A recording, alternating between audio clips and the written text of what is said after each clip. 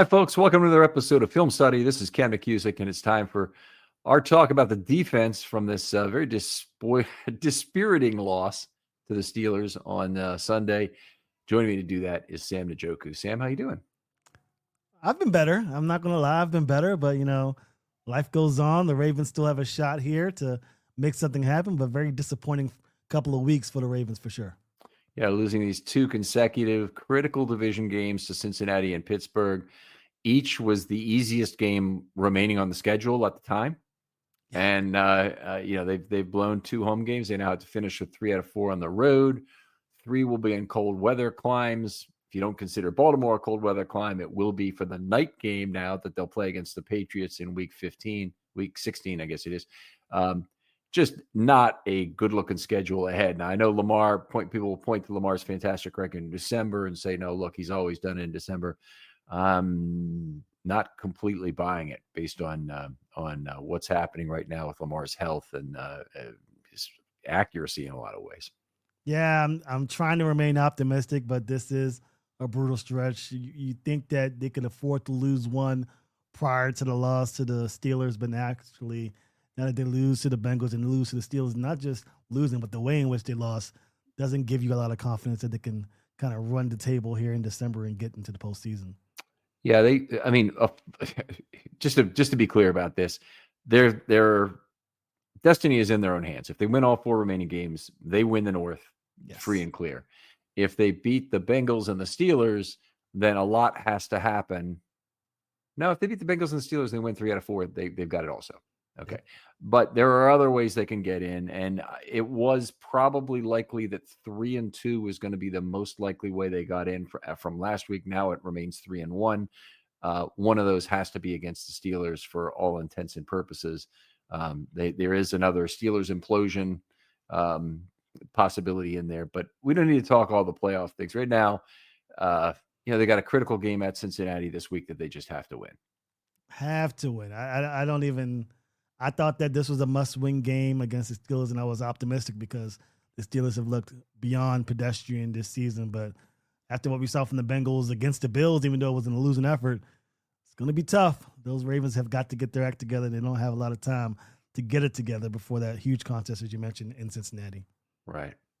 Now, they turned the ball over in this game once, didn't force a turnover, but the main problem was really a 2 of 6 red zone performance in this game. And in fact, if you look at the drive charts from this game, the last 5 times they had the football, from the end of the first half all the way until the next to last drive of the game, they got into the red zone every single drive, and they scored 2 touchdowns out of 5. Yeah. They also failed on the first one. And then they almost made it to the red zone on their last drive where they got down to the 30-yard line as time expired on them. So it wasn't a case of really not moving the football. It was not moving the football in the red zone that was a big problem. I know a lot of people are going to make a lot out of what the impact the officials had on this game. Let's get your take on it first. I want to be as realistic as possible with my response. The problem is, yes, the officials had some sort of part in it. John Harbaugh mentioned that, the field goal penalty on Travis Jones, the league already admitted that it wasn't supposed to be the case. So that's 4 points off the board there. The Ravens moved the ball down the field. They can kick the game-winning field goal. They're not pressing for the touchdown that was turned over by Isaiah Likely, another call, which I'm, 50-50. You understand where the refs are coming from, but at what point we need to get a definitive answer of what a catch is. So I don't put the loss on the refs. I just think that the Ravens, for whatever reason, put the game in the hands of the refs. And when you do that against the Steelers team, in my opinion, who are inferior to the Ravens, then things like this can happen. Yeah, that is one of the problems. NFL games tend to be close. Okay, first of all, because they're played for expected wins, not expected points. So teams are happy to win by a small margin. And it doesn't do you any good to win by a big margin. So you often are trying to run at the clock, and that makes games in the end close. And the losing team almost always is in a position, or very frequently, is in a position where one or two plays would have changed the game completely. And they will point to those and say, well, if that would have changed, if that would have changed, if that would have changed. And then any game where there are a lot of decisions in the hands of the officials is going to make one team very unhappy. And, you know, if I were to rank the plays, I'd say, you know, scale of 1 to 10, I'm probably a 8 or a 9 on the Travis Jones penalty as being. And you said the league already came out and said they called it wrong. Yeah, John Harbaugh spoke to the media on Monday, and he basically said that he spoke with the officiating league or whatever entity that he spoke with, and they kind of gave him, he called it a muddy area response in terms of what the Isaiah Likely catch was. The league didn't back down on that approach, but for the Travis Jones incident, they did say it was definitely their mistake. It was a mistake for them to call that penalty, and it would have cost them. I hope they'll get that in writing from the league. It's the kind of thing that it's nice for Harbaugh to say it, but then Harbaugh, we're hearing it from a third party. I'd like to see something in writing from the league on the thing. Yeah. It was a really bad, costly call, and obviously they'd have been kicking for the win at other times during that game, including with a couple of minutes left when they had the missed fourth down opportunity after the likely drop or a likely strip. Yeah, it's the second Lee Evans play, honestly, in Ravens history. Lee Evans, you know, is a scapegoat for what happened, but the ball got stripped in the end zone, and it was very similar in terms of, you know, a couple feet were down. The play that really bothered me was not that one. The play that really bothered me was, well, Jones is probably number one because I thought that was wrong. And it seemed like to me that was a play that was schemed up to do exactly what it did, where you hit both shoulders of the center at the same time. And it may have even been something where Harbaugh, you have a meeting with the officials before every game, and they ask you, you know, is there anything new you guys want to pull out so you don't surprise us with it, like a strange formation or anything like that. And you know, usually they say, okay, well, we're going to do this thing, or we're going to run this trick play, or we're going to have you know, eligible receiver lined up this way, or whatever it might be. And they'll tell the officials, and that'll help avoid some surprises of the officials during the game. That's a group you don't want to surprise. You want to surprise the opponent, but not the officials. So in this game, I wouldn't surprise me if that was already on the table as, hey, we're going to put both shoulders into the long snapper at some point and see if we get penetration through the A gaps. It boggles the mind. It was a really bad call. I thought almost as bad a call was the non-interception call on the ball that went up in the air, and they called Rodgers as having possessed the football. There's two different situations under which Rodgers can possess the football. One is if he goes down with a knee down, not throwing the ball, and it's a quote unquote sack, and his knee is down and the ball was as it was there. That's not as a receiver. Key definition, not a receiver. Okay. And in that case, it would have been the correct call. That was not the situation. As soon as that ball is up in the air, doesn't matter who's receiving it, defensive or offensive player, they are a receiver. They need to come down with that football under the same rules that would be applied to a wide receiver, a tight end, a running back, or an offensive lineman for that matter. And Rodgers is no different. He did come down. He had the football at a moment during that entire process. Buchanan stripped him, and it was before the catch had been completed in terms of going to the ground and all the things that are normally applied to a receiver in that case. And the last week, we had Tez Walker make the long play down the left sideline. Ball was really badly underthrown. Lamar, had about an 8-yard window, but Tez Walker made the catch initially. Dax Hill got his hand in, pried the ball loose as Walker went to the ground. That's a very similar play, by the way, that, he has all that time, even after a knee is down or an elbow is down or whatever it might have been, to still pry that ball free. He must complete the catch. Rodgers did not do so. As I understand the rules of football, that's the way it's supposed to be. An absolutely awful call. And I have no idea, no earthly idea how they reverse that call from what happened on the field. Yeah, for you, Travis Jones is one. This was a close second. It's the complete opposite for me. That play was the one that really tilted me over the edge. Not only was it a terrible call, but they initially got it right. And then apparently they had enough footage or enough, evidence to reverse it. That's just, it didn't make any sense. It was terrible. It cost the Ravens severely, dearly Yep. in that game, and it really turned the tide, turned the momentum for a defense who felt like they already had the turnover. It was egregious. It was a terrible, terrible day for officiating, especially for the Ravens. 46 yards, I believe, in field position was the difference after the punt. Yep. Now they had a 6-yard play, and then they kicked the ball, and then it was 46 yards of difference, I think. And if it wasn't that, it was something fairly close to that. Let's get back to actual football, because we don't want to spend forever whining about the officiating, despite the fact that that was pretty bad. The Ravens went very big in this game. This is incredibly unusual. I've never seen this happen before, but they had 4 active nose tackles who weighed between 341 and 370 pounds.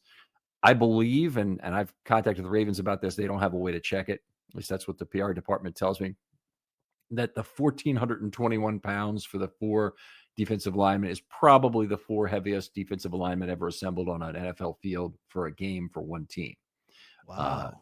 And there's just no doubt about it, Sam. I mean, if you look at the 1,080, I think was a record before, with 3 guys averaging 360 in week 4 versus Kansas City. They didn't have the baby Travis Jones, Yeah. on the field for that one. Yeah, I mean, he's, but tell you what, being big in this game really provided a lot of value. They absolutely shut down the Steelers' running game. And by the way, if you're thinking, oh, but they sacrificed in terms of the pass rush, they would have never gotten to Rodgers either way. Rodgers had the ball out quickly all day long. That wasn't really an issue there. And it's not like the Ravens have a bunch of other alternatives to play inside and provide pass rush that would have been different, like Aeneas Peebles being on for some of us. I mean, what plays are you even going to trust Aeneas Peebles on the field against the Steelers and their jumbo formations? So it just, to me, it wouldn't have made a lot of difference. No, you're absolutely right. I think the Ravens. I wouldn't say I was expecting this, but I'm glad they did it. We might see it more in the future, maybe against a team like the Patriots, who like to run the football very well as well. I think the Ravens did good here. I like the decision to go by it, and it really helped Roquan Smith quite a bit in the contest as well, in my opinion. Yeah, that's exactly where it paid off. Is that Roquan was certainly got the value. Their 2 guys, Gainwell and Warren, really known for breaking tackles, and they had only 1 forced missed tackle, I should say, on 12 carries. They did have a couple more on passes, but they to hold them to 1 missed tackle force, you're going to shut down the Pittsburgh running attack. And sure enough, they only ran for 2.2 yards per carry with a long of 6 in the game. Now, they had a couple of short touchdowns, a 1-yard scramble by Rodgers, you want to call it that, a scramble, and a 6-yard run left by Gainwell that was pretty well blocked up. But they didn't. They did not run the ball effectively in this game, and it really helped the Ravens, particularly in the fourth quarter. It sure did, and I'm sure the Ravens are thinking, well, if we shut down the run game, there's no way the Steelers can get the job done, because Aaron Rodgers and that passing attack, at least vertically, has been quite pedestrian this season, but that wasn't the case. But I like the game plan, and maybe they might implement that, seeing the success they had moving forward, and that would be pretty neat. Yeah, so obviously, we want to talk about Q4 a little bit, and then we'll come back to Rodgers for a second and how he ended up beating the Ravens. But a fine defensive effort in Q4. If you look at this, this has been a problem for the Ravens all season, is they're tired in the fourth quarter because they've been out-snapped tremendously, and they did win a snap count 77-51 in this one. This was a good opportunity for them to play some rested fourth quarter defense, and the results have really shown through. I mean, it looked like some of the Ravens Steeler games of old, where the Ravens were protecting a lead and they couldn't do it against the Steeler defense, essentially, that was getting 3 and outs and turnovers against them. Then it all got broken up by the non-turnover, of course, but the 3 consecutive 3 and outs in the fourth quarter, that's about the best defense they've played in Q4 in a very long time. Yep, and that's where the optimism for me comes in. I feel like this defense can continue to do that. Of course, they're going to play some passers that are not quite dealing with what they have with Aaron Rodgers. They got Jordan Love, they got Drake May coming up, they got Joe Burrow, so they might not have the leniency of a pedestrian passing attack. But it's nice to see this Ravens defense with their getting healthy, with them getting a little bit of extra rest with this running game going for the Ravens. Sometimes they really show up in the fourth quarter. So that was nice to see. Hopefully it continues. Yeah. Now we'll get back to Rodgers now. He beat the Ravens basically with 5 big plays in this game. And that's what it was really frustrating about. 3 of them were timing plays deep outside. And a lot of people think you can't really get a pass off deep down the field with ball out quick. Well, you can. It's a timing route, and Rodgers is pretty damn good at it, and his receivers were pretty darn good at getting behind the Ravens secondary 3 times. Then they had one that was it was for a 38-yard touchdown, but -2 +40 to the right side to Warren, where Green was slow getting out. And they had one other, which was a crosser to Metcalf between level 2 and 3. And I thought Starks was the real villain of that play. He broke wrong on the ball, overran the play, then couldn't get back in time. But he had 5 plays. That was 67% of their yardage right there. And it was 3 different outside corners who were burnt. It was one Awuzie, one Humphrey, and one Wiggins. So it wasn't like it was any one guy they went after. It was just Rodgers trusting receivers to go get the football. And he had not been effective in the last month doing this. It's unfortunate and it's frustrating because why now? Why is it now that Aaron Rodgers gets things going? But I still like what the Ravens defense did. You're going to have those games. It's Ravens Steelers. Who knows what's going to happen? You got a guy like DK Metcalf. You got a guy like Austin who can run. And, you have those instances where, the safety is not able to get in time to help. And, the corners get beat. It's just one of those things. And unfortunately, hopefully in week 18, if it comes down to it and the division's on the line, which you hope it is, then those mistakes can be covered. But overall, I think the defense did play very well. But to your point, all it was 5 plays, 5 big-time plays. That was the difference in this contest. And people have been hearing me talk about barbell results all year long, and they kind of had one half of the barbell. Unfortunately, they didn't have the other half of the barbell, which is a bunch of negative plays, some sacks, some penalties. I mean, they had one holding call in the game. Yeah, one holding call against Green, perpetrated against Green by Pete. But they otherwise didn't get themselves into trouble at all. They took care of the football. They didn't have penalties, and they didn't take sacks. And that's when you do those 3 things, you'll generally win a football game, period. And they had enough big plays certainly to win it. They only had 13 first downs in the game. They had those 5 big plays. They only had 7 total first downs passing the entire game. 7 first downs passing. So that was pretty ridiculous. This game, it boggles the mind in a lot of ways in terms of how the hell did they lose it. But we'll get back to some stats for Rodgers, and we'll see. He really made the most out of just an average opportunity set. The Ravens, they didn't get bad pressure. Rodgers just very effective seeing what the Ravens were doing, getting the ball out. And I saw this game. It honestly looks like a game from Rodgers of about 8 years ago in terms of the quality of play. Not Rodgers 2025. This is what I'm thinking with the Steelers. Can they replicate this against the Dolphins? Can they replicate this against the Browns? I'm not 100% sure. But to your point, Aaron Rodgers looked like the guy he was a few years ago. And unfortunately for the Ravens, it happened that way. But how sustainable is that if you're a Ravens fan looking for a glimmer of hope? That's going to be the question for that Steelers team the last 4 weeks of the season. Yeah, I mean, I think an implosion again is certainly possible. You hope it can happen. I know the Bengals still hope it can happen, but the Ravens certainly need some help as well, or could use some help as well at this point. Let's put it that way. Yeah. All right, let's move on to some more general thoughts here. Activations, we had a couple changes. Now, we talked about the nose tackle already, so Josh Tupou was brought up in exchange for Peebles. I think it was an excellent choice. Peebles, it's not like he's not capable of getting any pressure. It's the case that you don't really have as many good opportunities to take advantage of them as you need that 4th nose tackle. So the Ravens had 2 nose tackles on the field, most plays the entire game. The only exception was really when they were in obvious passing situations. Then they just used Travis Jones as their only lineman, kicked a guy inside, that was usually Draymond Jones, or used a roving inside linebacker in the form of Trenton Simpson. They only did that one time in this game. They've done it more in the past when they were in dime. So they really didn't. They took advantage of the fact they had the nose tackles, and they used them all a fair amount. And I think that was probably one of the reasons why the Steelers threw as many as 35 times in this game. It's they only ran the ball 16 times that were not kneels the whole game. Imagine if they had lost this game and they'd had a lousy day kind of running the ball, but they said, well, why didn't we give up on the running attack? The running attack's been the only thing the last month that's kept us in it. It'd be like they'd be Ravens fans all of a sudden.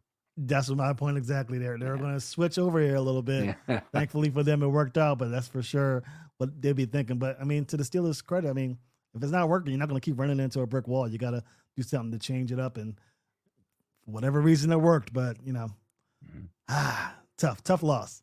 Still getting over it. Yeah, very tough one. All right, let's move into packages a little bit and talk. I don't know. I've got a few activation things to talk about. So Kane was active for special teams. So a bit of a surprising one. They had David Ajabo back active. He played 8 snaps. They could have brought in Lawson instead. They would have had to sacrifice Kane to do it. But Lawson still has 2 activations, I believe, left. They could have also activated Lawson over Ajabo if they felt really strongly enough about it. I don't know what the plan is for David Ajabo at this point. I don't imagine he'll be back next year. So I'm not really sure, what's the need to retain him. I don't even think he's likely to contribute to the compensatory formula if he goes as a free agent. So they're in a tough position with him. I know, they may like things about his effort, but it might be time to move on at this point. Yeah, I don't want to see him anymore. I'm done with David Ajabo. I've been lenient with him, hoping that he gets it together. But Tavius Robinson hopefully comes back either next week or the week after. Carl Lawson, another guy who you thought would come in and kind of take over for David Ajabo. For whatever reason, the Ravens are trying to stick with Ajabo, but it's time. We need guys. They used him on early downs in this game, so they were trying to get a few of their run defense snaps. But that's really the problem with the Ravens outside linebacker core right now is they don't have early down players, which is extremely frustrating because those are usually the guys you have too many of. The Ravens have a bunch of pass rush specialists that aren't particularly great. Obviously, Green is a rookie, and we're hopeful of what he'll be. Van Noy is not the player he was last year or the last 2 years, frankly, for that matter. And Draymond Green has created some pressure since he got here. So still hope, I guess, from that perspective. It's a group basically with or without Ajabo that is entirely comprised of players who would be best suited to being situational pass rushers. 100%. Too bad they can't get to the quarterback, or we'd be, having a different conversation. But we got no early down pass rushers, early down linebackers, as you mentioned, and no effective pass rushers beside a rookie who's still trying to get on his own, and Draymond Jones, who, they periodically ask to rush from the inside. So unfortunate and frustrating situation, but hopefully during the offseason, the Ravens find a way to build up these trenches, build up these linebackers, and get back at it. This is a day where the Steelers seem to have somebody down on the field pretty much every other play. And that wasn't quite that bad, but I think they had 5 guys checked for concussion in this game. Maybe it was 4, but Darnell Washington left the game fairly early. He did not return after what looked like an enormous hit on the field. I didn't notice any kind of contact to the helmet, but it looked like a big, upper body, lower body kind of hit that he took. And he ended up, not being able to play again. And then they lost Eccles, who made some big plays in the first half for them. They lost. Who else did they lose? Did Patrick Queen get checked for concussion? Queen got checked and came back. Somebody else. I think it was more of a glute injury. Hip injury. That's all I can think of right now. But there were other concussion elements in there. But anyway, tough day for the Steelers. Might have been Keanu Benton because he was out early. I'm not sure if it was a concussion. Not sure what the exact thing, but he missed time. So, but on the Ravens side, for the second time in 3 years, Keaton Mitchell goes down. Beautiful run. As soon as he was basically even with a cornerback that's going diagonally towards him, my 1.414 thought comes into play. So there are math people out there who will understand that joke about the relative distance that those 2 players have to travel. And I'd say there's no way in hell that he's going to catch him. And sure enough, he did. Mitchell had effectively a piano delivery that he had to make at the 15-yard line, and he became aware of it and slowed down dramatically to make the right turnoff. And he got up. He's hurt. I didn't realize right away that he was hurt because we've seen J.K. Dobbins have some of those situations where he just he runs a long way and all of a sudden he's out of wind. From a couple of years ago at this point. But that was frustrating. And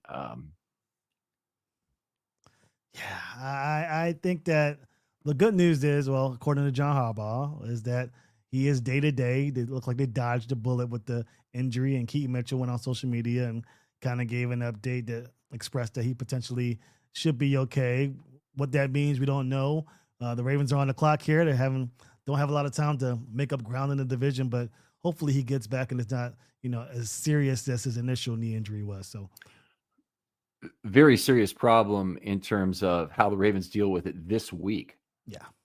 They've got Rasheen Ali, who I think they'll use in a Justice Hill type role. And they have gone with just Hill and Henry in plenty of games, like last year, and had Ali have 0 snaps. In fact, they didn't have an RB3 snap for a very long time in 2024. It might have been to week 9 or something. It was later in the season that they got their first RB3 snap.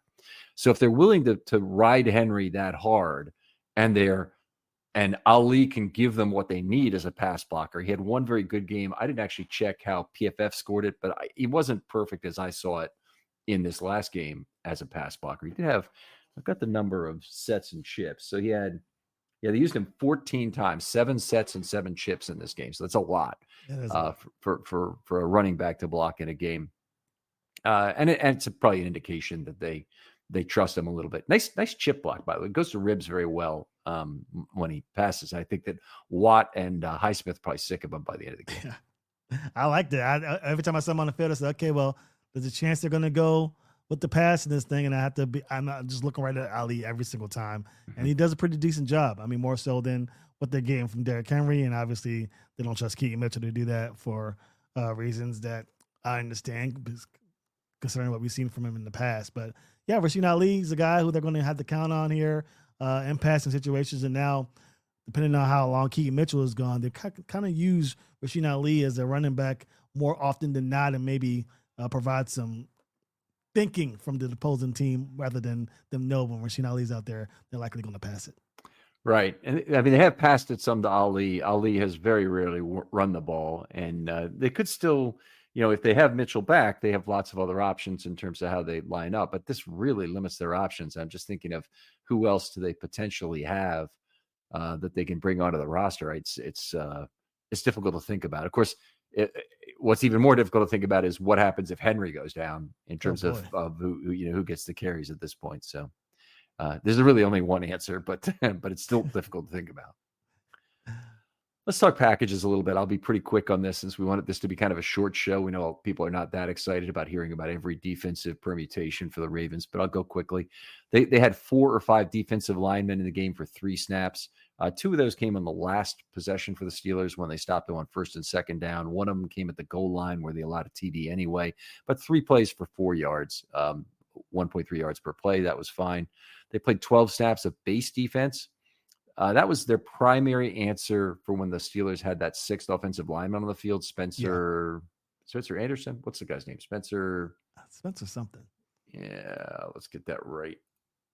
Now it's going to bother me, right?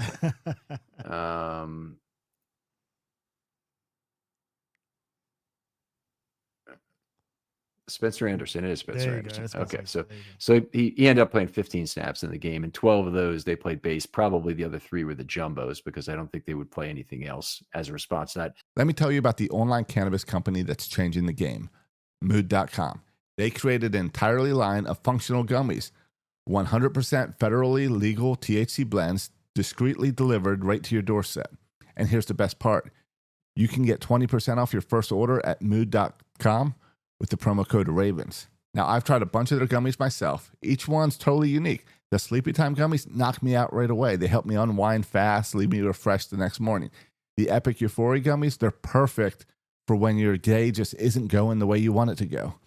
What makes Mood special is how they pair the THC with natural herbs and adaptogens. You won't find blends like this at any local shop. They've got gummies designed for focus, relaxation, clarity, even energy, all made from cannabis grown on small, family-owned American farms. No pesticides, no shortcuts, just high-quality weed you can trust. Plus, Mood backs everything with a 100-day satisfaction guarantee. So head on over to Mood.com, check out their amazing selection, and don't forget to use the promo code Ravens at checkout to save 20% off your first order. And I think most people know within range of my voice, defense gets to make the last substitution in football. So it's kind of like being the home team in hockey. You get to make the last substitution after a stoppage of play. Yep. All right. So anyway, 7 runs for 15 yards, 5 passes for 6 yards. The base was outstanding at 1.8 yards per play. Most of that is just obviously the run game not working to about the degree it didn't work anywhere else. But the pass game was ineffective versus base as well. So that was good to see. They didn't play any standard nickel. They haven't now, other than 5 snaps where Hamilton's been injured. They haven't in a long time. They did play big nickel, of course. Again, that was their primary package. 23 times they played that, 5.3 yards per play. That's not bad compared to what happened in the 2 other packages they played. Yeah. So uncovered nickel, 2 snaps. Both were passes this week for 22.5 yards per play, so 45 yards on those 2 plays. That's 3 defensive line with Brent Urban acting effectively as an outside linebacker. I like the package. I really like it to stop the run, but it didn't work against the pass in this game. Not at all. It was one of those things where you were wondering if the Ravens were going to make a shift and change of it, but they were really devoting themselves to stopping the run, which I think is the right deal. But unfortunately, when it cost them, it cost them. Yeah, so I guess it tells you they were just better off staying with base in this. Of course, these sample sizes are pretty small, so it's one of these things where I certainly don't think look at uncovered nickel and say 2 snaps. Unfortunately, I know the results against the pass for uncovered nickel have not been good the whole season, even though it's 2, 3, 2, 1, 2 snaps kind of per game that they've been pulling it out. Didn't play any rush nickel. They did play 10 dime snaps, 2 different versions, as I mentioned. 9 times they went with Draymond Jones kicked inside. The last time they went with Simpson as a roving pass rusher, 128 yards on those plays. So on 3rd and medium, on 3 different occasions, they gave up plays of 28, 31, and 38 yards. The 38-yarder being the touchdown to Warren on the kind of a busted coverage by Green, and then the 28 and the 31 were both outside throws beating Wouzier and Wiggins on those 2 plays, not in that order. Unfortunate. Yeah, but I think I like the big nickel the best. I understand the dime package being necessary in those instances when it's 3rd and long, but the Ravens could not. Well, I want to say they couldn't stop the conversion. I believe the Steelers were either a little over 50% on 3rd down conversion in this contest, and so I won't be too critical of the defensive decision making as far as alignments are concerned, but I think that they did good. Yeah, they're 7 of 14 if you include 3rd and 4th down, which is the way I always do it. So they were 6 of 14 on 3rd down, 1 of 1 on 4th down. The fourth down one really hurt. That was Connor Hayward bopping it forward. They also, the penalties aren't included in that. So like the 4th down conversion on the field goal try is not included in there. And it was not an ideal game. Certainly the Ravens were a little bit better on 3rd down. I think they were, no, not real, just about the same. They were 7 of 18 plus 3 of 4 on 4th down. So they're really like 10 of 18 on 3rd or 4th down. So it's a little over 50%. All right. That takes us through that. Let's talk pass rush a little bit. We're making good time here. Feel free to bring up any new topics, Sam. I don't want to, monopolize the agenda here in terms of what's going on, but no. Let's get to the good stuff. The pass rushes, I'm sure a lot of Ravens fans will talk about. So a lot of people are going to be complaining about the pass rush. And I, at a high level, let me just say this. There's really not much they could have done to get a lot of effective pressure on Rodgers. His whole game at this point in his career is predicated on getting the ball out quickly or before the pressure gets to him. Let's put it that way. And he didn't look honestly as injured to me as he has the last couple of weeks with the left arm in particular. And he was able to take snaps from under center instead of just out of shotgun. Looked healthy to me. I'll tell you that. He looked like same old Aaron Rodgers. I mean, he was maneuvering in the pocket very well. Never got sacked in this contest. I don't want to take the surprise out of it when we talk about the pass rush, but he was very effective in terms of understanding when the rush was getting to him and getting the ball out quickly, and he let the Ravens pay when the opportunity presented itself. That's exactly right. And in fact, he had a good amount of ATS. Well, a pretty good amount of ATS opportunities, but his opportunity set overall was just pretty much average. 9 ATS plays, 26% of the time. Now, usually 28, 29% would be normal. So it's like maybe he got 1 extra or 1 fewer ATS than would be expected. but he gets 72 yards on those plays, 8.0 yards per play. That's a little bit below the average for ATS, and it's about 5 yards relative to expectation. He caught himself, and believe me, he's going to make that up in the other categories. With ball out quick, 16 plays, that's 47% of the time. That's a very high percentage. 120 yards, 7.5 yards per play. That's also about 1.5 yards per play better than what we'd expect on that. About 6 yards per play is normal. It's 24 yards above expectation just for those 16 passes. And then the Ravens got him under some pressure 9 times. And now I'm not going to say that they got him under high quality pressure, because they didn't. A lot of the pressure they got was just baseline pressure. It wasn't, they got one quarterback hit the entire game. They knocked him down otherwise when they got the faux interception or the uncalled interception, but that didn't count as a quarterback hit. The one came fairly early. It was Draymond Jones was credited with them kind of sliding into his feet. But they had 9 plays with pressure. He threw for 92 yards on those plays, 10.2 yards per play. 3.5 is average, by the way, for being pressured. So 61 yards above expectation on that. And in aggregate, he outperformed his opportunity set by 80 yards, which is, I think it's 2.3, 2.4 per play. It was 35 opportunities. Yeah, 2.3 per play. Wow. You're not going to win too many games like that, are you? You're not. Yeah. You're not going to win too many games like that. And that kind of speaks to what Tomlin said after the games, that this is the reason why they brought, Aaron Rodgers in for games like this. So there haven't been a lot of those games for the Steelers this year, but this is certainly one of those games where Steelers fans can look at themselves and say, well, this is why we got Rodgers, and he got the job done against the hated Baltimore Ravens. Yep. There's, no matter what people say, it does matter to Steelers fans that Tomlin never has a losing season. Yeah. Okay. They will claim it, and they'd rather be boiled in oil than admit that it's important to them. But the fact of the matter is, they really want to continue this streak, most of them. And there's actually a very small minority who is so concerned about Tomlin being fired that they say any reset record is appropriate. This team's not going anywhere in the playoffs. They're losing the first round if they get in.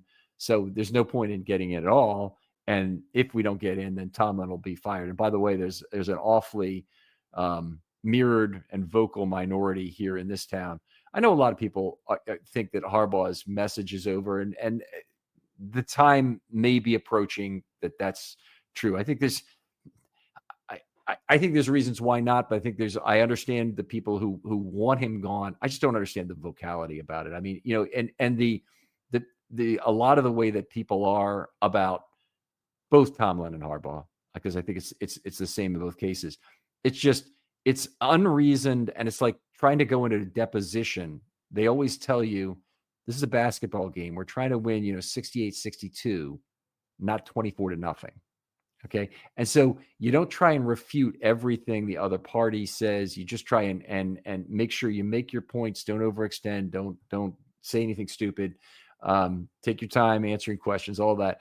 It's almost like anybody who's on the side of fire Tomlin or fire Harbaugh wants to win the argument 24-0. They're not satisfied. Winning at 68-62 and actually acknowledging some of the value that each of these coaches had, not only has brought, but currently still brings to these franchise is worth discussing.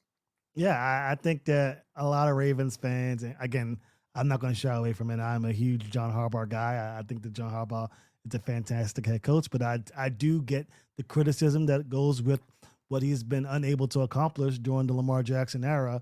But this notion that he's just a nothing head coach is just, it doesn't make much sense. And the Ravens are going to have a very difficult time convincing themselves to get rid of John Harbaugh. Even if the Ravens don't win another game this season, which I don't think will happen, but if the Ravens were to end the season 6-11 and have to go, into the next season with those questions, the Ravens are still going to find themselves in a very difficult situation getting rid of John Harbaugh. And the same goes to the Pittsburgh Steelers, and that's why the Steelers won't be getting rid of Mike Tomlin. That's why the Ravens are likely not going to get rid of John Harbaugh. Yeah, I think there is a legitimate chance. So if they went 6-11, I think actually the chance is pretty darn good. I think if they don't make the playoffs, I think that still has a lot of paths to get there. So if this team fights and goes 2-1. They go into Cincinnati, they win. They win one of the two against the Packers and the Patriots, that would be really impressive. Really impressive. It would be good if they could win one of those two games. And then the Steelers lose to the Lions, say. And so the division is still up for grabs on the final week of the season. They go into Pittsburgh. I think there's going to be legitimate reasons why, Harbaugh should still be around. For starters, I don't think you can really blame what happened this year on much beyond Lamar's health. Okay. Now, there's all kinds of people want to blame the fact that the Ravens don't have a good offensive line, or really to overstate the importance of the offensive line in this failure. I would say most of what has happened so far is really Lamar's health is not allowing the read option to be run in its normal fashion, which tremendously limits misdirection in this offense. The offense is built on misdirection, and years like this will occasionally happen. When they do, Lamar's not to blame. The coaching staff's not to blame. It's a crap situation with the National Football League. Is every year comes more down to injuries than just about anything else, and whose quarterback gets injured has a tremendous impact on things. And that's part of my problem with the thing is, the last time Harbaugh's job was in jeopardy was probably 2015 when they had the big injury riddled year and they had a losing record. Joe Flacco got hurt and finally was lost for the season at one point. And, we'll probably hear from Bisciotti in a similar way this offseason, whether the news is, we're going to search for a head coach. We think the time's come. We thank John for all he's done for the organization. We may even have another role for him within the organization somehow. That's possible. I think there's good reasons why you don't, because you don't want a guy like that around. He's not, I don't think he'd be like Ozzie Newsome, where he can immediately switch to being a support guy, because I think Ozzie Newsome kind of already was that as the GM. Yeah. I don't think it's natural for John to just flick a switch and turn into a support guy. I think it'd be less normal. I agree. But yeah. So the other side of that is they may say, look, I considered it. I considered it in 2015. I considered it in the 2 other years Lamar was hurt, in 2021 and 22. I see this team still fighting to the very end, and I believe in John Harbaugh. And that could well be the message we get if they play it. I think if the team gives up at this point, and I don't know if 6-11 would necessarily mean that's happened. But if they lose 3 of these next 4 games by 2+ scores, I think that there would be a different situation to talk about. I think I was being a little bit hyperbolic. There was a lot of hyperbole in my speech there. 6-11 it'd be tough to deny at least the conversation. But again, I just can't see a situation where Steve Bisciotti sitting in front of cameras and media and says we're moving on from John Harbaugh.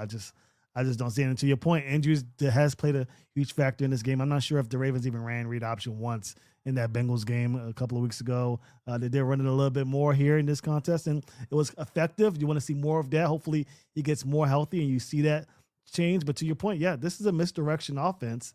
And, the threat of Lamar Jackson running the football makes this offense go. And if you're not threatened by Lamar Jackson, even in this game against the Steelers, how many times did we see a spy for Lamar Jackson? Not many. The Steelers were playing, regular defense some of the time, most of the time, I would say even. And and the Ravens were able to get something going because Lamar Jackson started moving more with his legs and getting more comfortable. So hopefully that continues and the Ravens get a chance. But to your point, I'm not sure John Harbaugh's gone after this year. If they continue to struggle, maybe next year, but I just don't see it. Yeah, Voss has put the chance of him being back at, I think, 25% if they end up not winning the division. Mm-hmm. I had it at 55% still back if they don't win the division. I think there's a lot of paths on how you get there. I don't think anything is for certain right there. I offered Voss a wager on it. He hasn't taken me up on it yet, by the way, for folks who want to agree. I said, I'll bump your percentages by 5% in both ways, and we'll figure out the odds based on that. And we'll make a wager, but he hasn't said yes to that yet. So we'll Voss thinks that Harbaugh's going to be gone? Voss thinks that Harbaugh's going to be gone. Yeah, he thinks it's basically a sure thing. So, but if they make the playoffs, I think the chance, both of us would think the chance is low. Yeah. I mean, I think it's 10% maybe if they make the playoffs. At this point, my God, if they made the playoffs from this point with the schedule they've got ahead of them, I'd have a hard time figuring out how Harbaugh could be let go. No way. I mean, they've gotten themselves in a horrible hole. we just talked about some of the reasons why it occurred, and it'd be very hard for me to believe that he'd be sent to the street. And you got to beat the Patriots or the Packers to get the division at this point. And if you're beating one of them, you're and you got to beat the Steelers on the road. Right. And you might have to beat the Bengals, or if you don't beat the Bengals, it's a lot harder. Let's put it that way, to do it. So anyway, it'll be impressive if they make it. All right, let's talk a little bit more about what happened pass rush wise in this game. Orr only used 8 rushes of 5+, all of them exactly 5 in this game, and they threw for 8.5 yards per play on those. By the way, it didn't really matter how many they rushed. I'll give you the numbers here really quickly, but when they rushed 3, 5 plays, 37 yards, 7.4 yards per play. When they rushed 4, 21 plays, 179 yards, 8.5 yards per play. When they rushed 5, 8 plays, 68 yards, 8.5 yards per play. Simply put, nothing worked in terms of numbers of pass rushers. So pretty much it seems like the best strategy against Rodgers at this point in his career is just to drop all 7 and kind of muddy things for him a little bit in terms of how he has to read the field. I agree. I think the same thing for the Bengals. And though it's crazy to think, got to get a body on, Joe Burrow, but same thing with Aaron Rodgers. Just hope you guys beat their guys at this point, because what you're doing by sending another guy is you're giving more passing lanes, a wider passing range, and open receivers for Aaron Rodgers to work with. Yeah. Yeah. And he found the place where a safety couldn't be, which is outside the numbers in the single high. And 3 times beat the Ravens for very big plays out there. And even when he wasn't doing that, he knew how to beat an outside linebacker for a big play, and he knew how to beat a safety who overreacted to Metcalf for a big play. So he was frustratingly good in this game. It's going to get worse here because we got some stuff to talk about. And that's the deceptive elements. Now, these were almost cartoonishly unsuccessful. They had 5 off-ball blitzes. People probably know by now how I define an off-ball blitz, but I'm going to say it one more time for folks who are new to the podcast. If you're more than 1.5 yards off the line of scrimmage, or you are at least as far outside as the slot receiver, and by the way, that includes not having your feet split. If you have your feet split and you're looking like a track star out of your stance from that wide 9, you can still be as far out as a tight slot receiver, and you're considered an obvious pass rusher. But otherwise, you're not, and you become a blitzer. And that includes most blitzes that occur by the slot cornerback if he doesn't give away his position early. Pretty much anything that occurs from an inside linebacker from 1.5 yards off ball, it would be a blitz, and anything coming from safety or whatnot, as long as they're not at the line of scrimmage when the ball snapped, then they haven't declared themselves. So that's a blitz. There's 5 of those in the game, 0.15 per play. They got 2 pressures on those plays, which is probably about the most successful deception they did. They had 3 ball out quicks and 67 yards of offense for 13.4 yards per play. So I don't know why you'd send a blitz if you had that situation. I don't know why either, but the Ravens continue to do it against these top tier passers, and sooner or later they're going to learn to stop and hope that their guys can just beat the other guy. But yeah, to your point, this disguised blitz has not worked, I think, in the last 2 weeks, and hopefully if they do decide to do it in the future, hopefully there's more success, but not going in this game. Yeah, they've had off and on success with. Burrow didn't have a real good game relative to his opportunity set. I forget if the deception was really off last week. I'd have to look back. Stunts, they had 9 in the game. 2 of them were doubles, so it was really 7 plays with stunts, 9.6 yards per play. Those 7 plays, 1 pressure when they stunted, 2 ball out quicks, and 4 ample time and spaces. You try and do something special in terms of moving your lineman around and twisting, and you end up giving away 4 ample time and spaces on 7 plays. Anyway, 67 yards on those 7 plays for 9.6 yards per play. Ravens fans were begging for Zachary Orr to start doing those stunts at the line, and you see why he was a little cautious in doing it, because you just give the quarterback some more time, right? The quarterbacks who don't get rid of the ball very quickly, they end up being pretty good. They beat the linemen. I mean, if you have Tyler Huntley as the opposing quarterback, or Tyrod Taylor, or even maybe Lamar Jackson, you might be more effective stunting. You take some risks on your rush lanes, giving away a good opportunity for him, but you might be better off doing it because the offensive line will be confused and they'll create problems. And we saw the Steelers do a fair amount of it in this game. But this was a quarterback that obviously his entire game is predicated along getting the ball out quickly.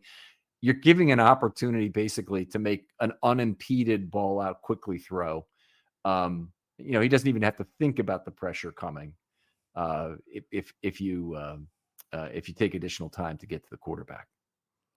Very interesting to see what the Ravens do in Week 18. They did side against, just sending 4 and keeping 7 back there. Yeah, I wouldn't be surprised. I mean, they rushed 3 a few times this game. Actually, very low numbers per rush. So anyway, simulated pressure, the next thing. So we've seen the Ravens inside linebackers mugging the A gap. That's like fresh meat to a quarterback like Rodgers. He's going to try and throw after that inside linebacker, dropping into coverage. Maybe it's Kyle Hamilton, maybe it's Roquan Smith, maybe it's Buchanan. But he's going to try and throw over that guy and take advantage of him. And so saw some of the dragging didn't work all that well. And that was some of the few other intermediate throws they got took advantage of that. Anyway, simulated pressure 4 times, 1 pressure, 2 ball out quicks, 1 ample time and space, 69 yards, so 17.3 per play. Doing good here. Yeah.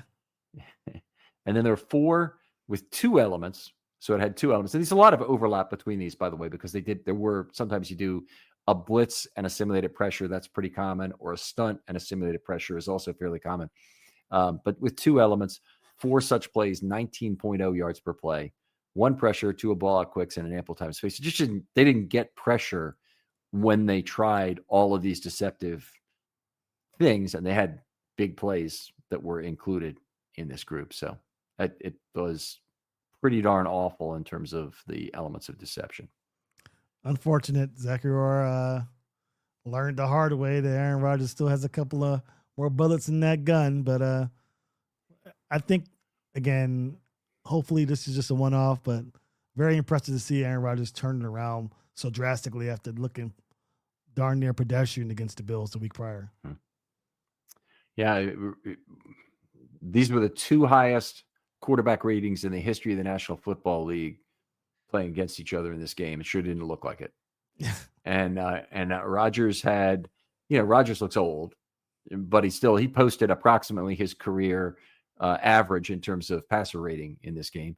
And Jackson just hasn't looked right for the last 4 weeks at all. So, he had another tough game in this one. Didn't leave as many throws on the field as he did against Cincinnati. That was really awful. But also between a combination of not getting some help from the officials and having some off-target throws, there were a couple. One big one was to Derrick Henry on that left sideline. That one looked like it was going to be 25 yards. Yeah. Could have. Unfortunate. All right. So just like the week before, his big miss was to Keaton Mitchell, basically in the same spot. And he threw it low, and Mitchell, there's no way Mitchell could have come with this, a yard or a half in front of him or so. But both those plays, they just had one blocker in front. Somebody was taking the corner out of the play, and he had a safety to beat for a very big gain. All right. Draymond Jones led the team in pressures, 2 pressures, 1 quarterback hit. Nobody else, as I scored it, had more than 1. Now, if you look at something like PFF, they may have more than that, and that's because extended pursuits count as pressures for them. So they'll have, Travis Jones might have extended his pursuit of Rodgers. If it's after 3 seconds, I don't count it. And they will, if it forces Rodgers then to act on that pressure, which is fine. It's just a different definition. All right. Say something positive to me, Sam. Why should I believe in the Baltimore Ravens coming out of this game? I mean, there's a lot of negatives stat-wise that we saw.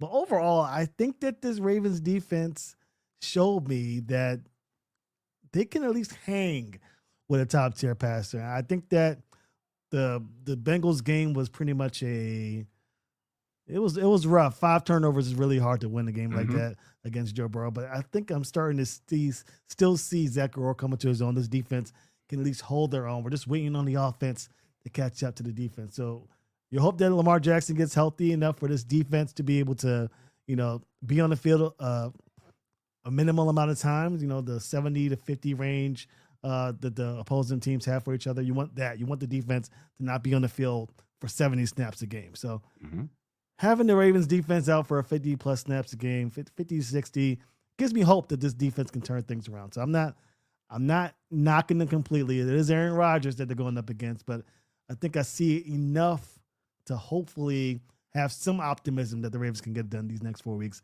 It's going to be hard, but I think that this defense can be middle of the pack, and that should be maybe enough to beat a Steelers team that I think is just not good and get that division title. All right, well, hopefully the Steelers have the same kind of problems with the Browns defense. Hopefully the Steelers have problems with Miami, who's hot now all of a sudden, and can potentially beat some teams. This is one of the things I was really happy about during the win streak was that the other teams that the Ravens had beaten had played really well in the games that were sandwiching the Ravens games. Like Miami had, they have all of a sudden have won a bunch of games, and Chicago has won every game since week whatever with the Ravens, lost to the Ravens right in the middle of that. And I mean, they're not even the only ones. The Jets had won a couple of games even. So it's all right. Well, I'll tell you what, we're going to come back to Zach Orr, talk about him a little bit in part two. But first, Samuel, tell us where they can find your work online or where they can contact you if they want to talk football. Great. Yeah, you can find me on Instagram, TikTok, Twitter at Ravens Talk Podcast. You can also find me on YouTube at Ravens Talk Podcast, where we have our show every week. You at least get a snippet of what I have to say regarding the game that just happened. So make sure you tune in for that. Anytime you need to contact me, feel free to DM me or just message me. Mentions are always open, always willing to talk football with Ravens fans. All right, fantastic. Tag Sam into that conversation too. You might want to hear what he has to say. I know that I might get to Cadre and other people, so it'd be a lot of fun always to open the conversation to a few more folks. Oh, yeah. If you're out there and you would like to be on a Film Study short, hit me up. DMs are always open. I'd love to hear from you. I also want you to use Film Study Mailbag. That's the way I'm starting this video short series. We're going to see where it takes us. Maureen seems to think it's a great idea, and I'm really appreciating her advice. She's been retired now since the beginning of the season, and she's, in the last month or so in particular, has taken a much bigger interest in trying to promote the podcast, which I appreciate. And these videos are something she's kind of her idea. We're out there now on not TikTok, we're not on that, but we're on Facebook and we're on Instagram, which we never were on before. And so we're out there in some additional places. A lot of the videos show up on Reddit as well on r/Ravens. But if you have a question you think would be a good explanation question in particular that I can do in about 1.5 to 2 minutes, I'd love to do one of your idea. Please hit me up from that. Sam, thanks again for coming on. Thanks for having me. And we'll talk to you next time on Film Study.